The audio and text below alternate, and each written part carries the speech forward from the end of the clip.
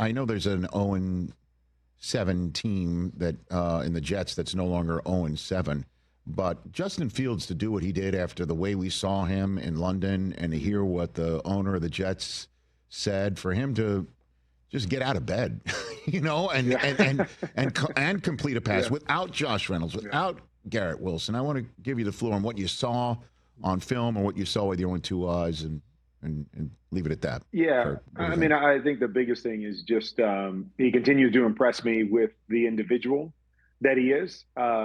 Still a long way to go from a quarterback standpoint. I don't think anybody's questioning that, but I'm with you. He was vulnerable on the mic after the game on how tough last week was. I know initially he said he didn't really hear the comments, but regardless, I mean, to have an owner come out and say those things, and I think to me, the impersonal way in which he said it, our quarterback or the quarterback, instead of talking, about the man, Justin Fields, and, nothing wrong with saying, hey, he needs to play better.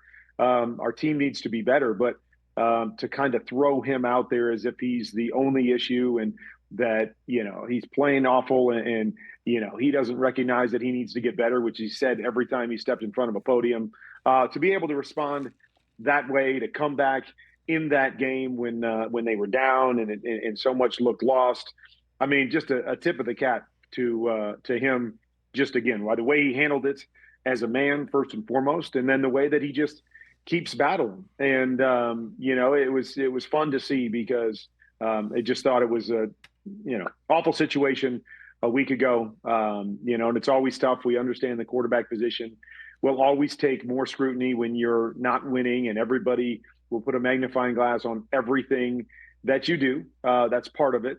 But just I thought there were some unfair comments, and for him to handle it the way that he did, both ways was really impressive. And I think everybody was cheering for him and cheering for them to get that win. Well, I guess except Bengals fans at the end, right? Well, yeah, except Bengals. Right. Well, I mean, right. That goes without saying. I figured I'd just say it anyway. But I mean, confidence is kind of a fickle beast, Kurt, because last week you're like, Tua's confidence is gone.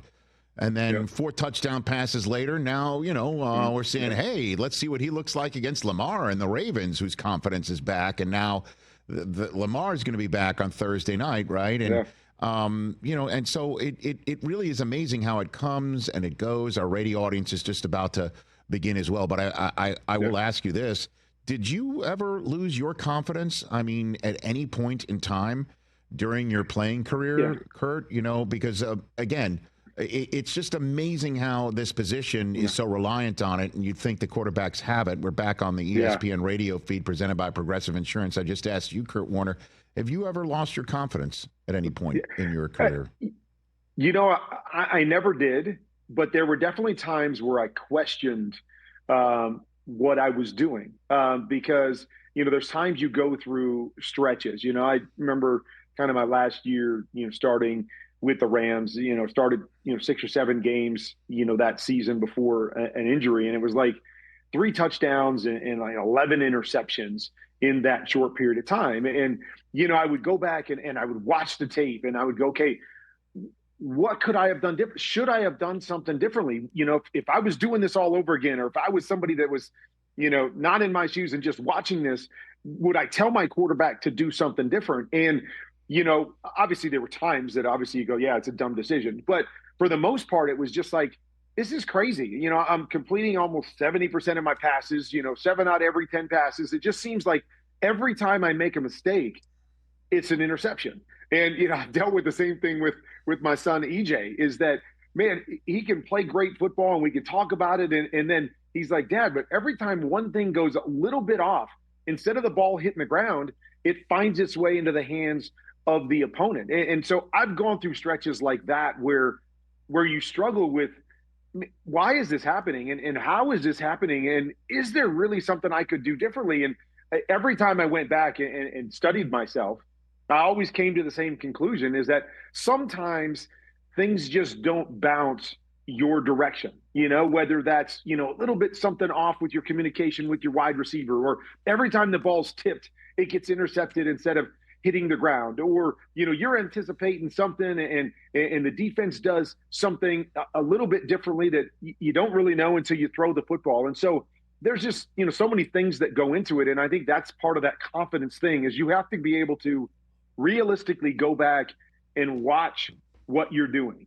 And when I say realistically, you have to be able to say, you know what, that was a bad decision, and this is why that's a bad decision, and you have to avoid that decision. And then on the other side, you have to be able to go, you know what, I would do that every single time. And I know it didn't work out there, and I know it ended up in the hands of the opponent, but that's how I've always played, and I understand why I did it, and I would do it again. And so you have to be able to go out there and go, I'm not going to worry about that part of it.